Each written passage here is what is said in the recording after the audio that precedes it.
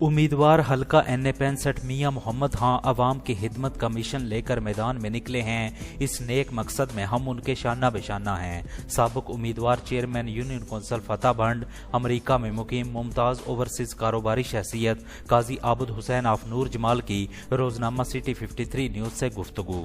कहा कि मियां मोहम्मद खां ने हमेशा अवाम की खिदमत की और लोगों के लिए फलाह बहबूद के काम किए। उनका सियासत में आने का मकसद भी सिर्फ और सिर्फ अवाम की खिदमत है। ऐसे ही लोगों को मुल्क की भाग दौड़ संभालने के लिए आगे आना चाहिए। पाकिस्तानी अवाम बिलखसूस NA-65 के लोगों को भी ऐसे ईमानदार, हक के साथ खड़े होने वाले और अवाम की खिदमत के जज्बा से सरशार शख्स को अपना नुमाइंदा मुंतखब करके असम्बली में भेजना चाहिए ताकि वो लोगों की नुमाइंदगी बेहतर अंदाज में कर सके। काजी आबद हुसैन ने मजीद कहा कि चंद रोज बाद इंशाअल्लाह पाकिस्तान पहुंचकर मियां मोहम्मद खां की इलेक्शन कैंपेन का बाकायदा आगाज करूंगा।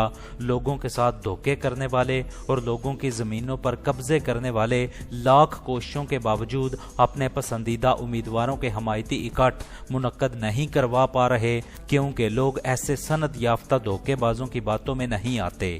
हम बहुत जल्द हल्का भर में मियां मोहम्मद खां की हमायत में तारीखी जलसे मुनक्कद करवाएंगे और साबित करेंगे कि लोग असूल पसंद, ईमानदार और नेक नीयत वाले लोगों को पसंद करते हैं।